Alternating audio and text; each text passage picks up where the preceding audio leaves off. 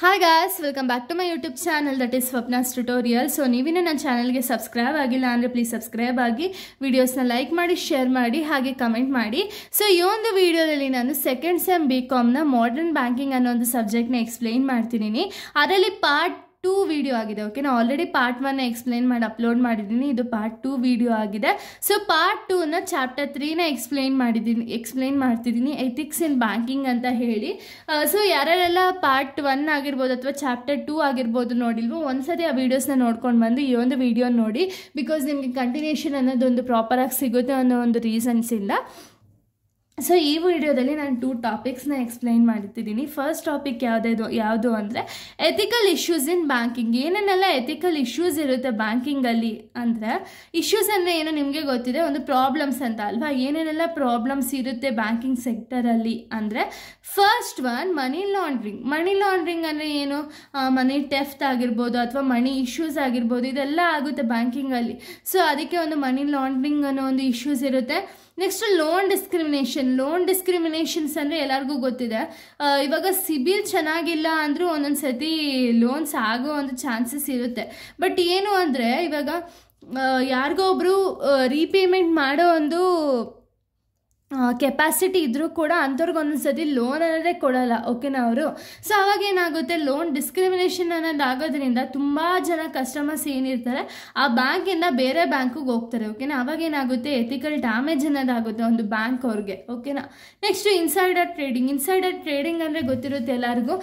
ಒಳಗೊಳಗೇನೆ trading activities ಅನ್ನೋದನ್ನ conduct ಮಾಡಿ ಅಲ್ಲಿ ಯಾರಿಗೆ ಬೇಕೋ ಅವ್ರಿಗೆ ಲೋನ್ಸ್ ಆಗಿರ್ಬೋದು ಅಥವಾ ಯಾರಿಗೋ ಒಬ್ರಿಗೆ ಅಗ್ರಿಮೆಂಟ್ನ ಇದು ಮಾಡೋದಾಗಿರ್ಬೋದು ಎಲ್ಲನೂ ಮಾಡ್ತಾರಲ್ಲ. ಸೊ ಅದು ಕೂಡ ಒಂದು ಎಥಿಕಲ್ ಇಶ್ಯೂಸ್ ಅಂತಲೇ ಹೇಳ್ಬೋದು.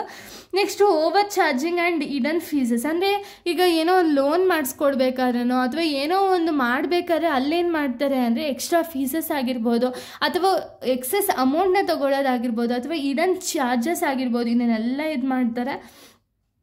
Next conflict of interest. So interest ಅನ್ನೋದು ಕಾನ್ಫ್ಲಿಕ್ಟ್ ಇರುತ್ತೆ. ನೆಕ್ಸ್ಟ್ ಅನ್ಎಥಿಕಲ್ ಮಾರ್ಕೆಟ್ ಪ್ರಾಕ್ಟೀಸಸ್ ಅನ್ನೋದು ಕೂಡ ಒಂದು ಇಶ್ಯೂ ಇದೆ ಒಂದು ಬ್ಯಾಂಕಿಂಗ್ ಸೆಕ್ಟರ್ಸಲ್ಲಿ.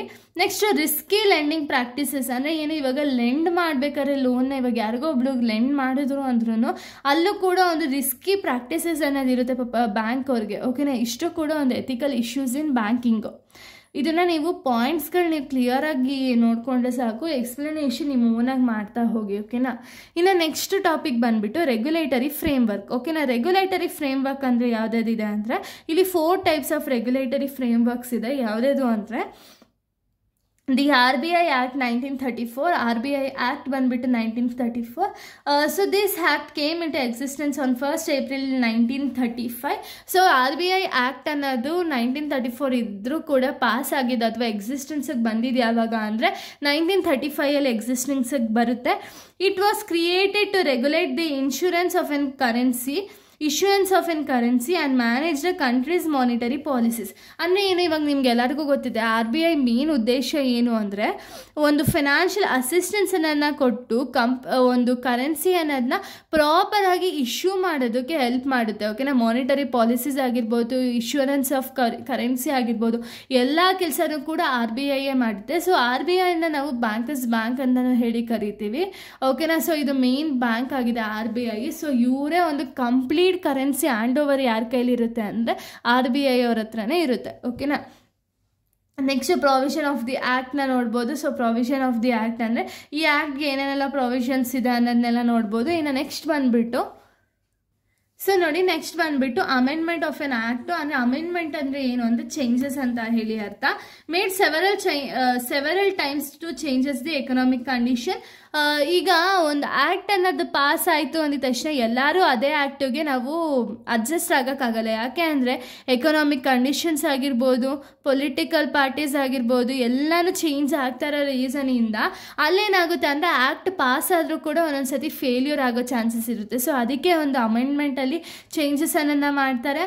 Next the most notable changes amendment made in the year 1949 making sole shareholders ಅಂದರೆ ಏನು, ಮೇಜಾರಿಟಿ ಆಗಿ ತುಂಬ ದೊಡ್ಡ ದೊಡ್ಡ ಅಮೆಂಡ್ಮೆಂಟ್ ಯಾವುದು ಅಂದರೆ 1949 ಸೋಲ್ ಶೇರ್ ಹೋಲ್ಡರ್ಸ್ನ ಇಂಟ್ರೊಡ್ಯೂಸ್ ಮಾಡಿದ್ರು. ಓಕೆನಾ. ಇನ್ನು ನೆಕ್ಸ್ಟ್ ಬಂದುಬಿಟ್ಟು ದ ಬ್ಯಾಂಕಿಂಗ್ ರೆಗ್ಯುಲೇಷನ್ ಆ್ಯಕ್ಟ್ 1949. ಏನು ಬ್ಯಾಂಕಿಂಗ್ ರೆಗ್ಯುಲೇಷನ್ ಆ್ಯಕ್ಟ್ 1949 ಅಂದರೆ the act governs the functioning and operation of an commercial bank.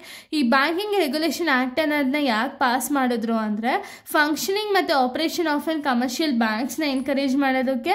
Next it was enacted by the Indian Parliament to provide a legal framework for the regulation and control the banking sector. ಓಕೆನಾ. Legal ಫ್ರೇಮ್ವರ್ಕು ಮತ್ತು banking ಸೆಕ್ಟರ್ನ regulate ಮಾಡಿ control ಮಾಡೋದಕ್ಕೆ ಈ ಒಂದು banking regulation act 1949 ಅನ್ನೋದನ್ನ introduce ಮಾಡ್ತಾರೆ. ಓಕೆನಾ. ಇಷ್ಟು ಕೂಡ ಈ ಒಂದು ಟಾಪಿಕ್ ಆಗಿದೆ. ನೆಕ್ಸ್ಟ್ ವಿಡಿಯೋದಲ್ಲಿ ನಾನು ಬೇರೆ ಒಂದು ಪಾರ್ಟ್ನ ಎಕ್ಸ್ಪ್ಲೈನ್ ಮಾಡ್ತೀನಿ. So thank you guys, thanks for watching.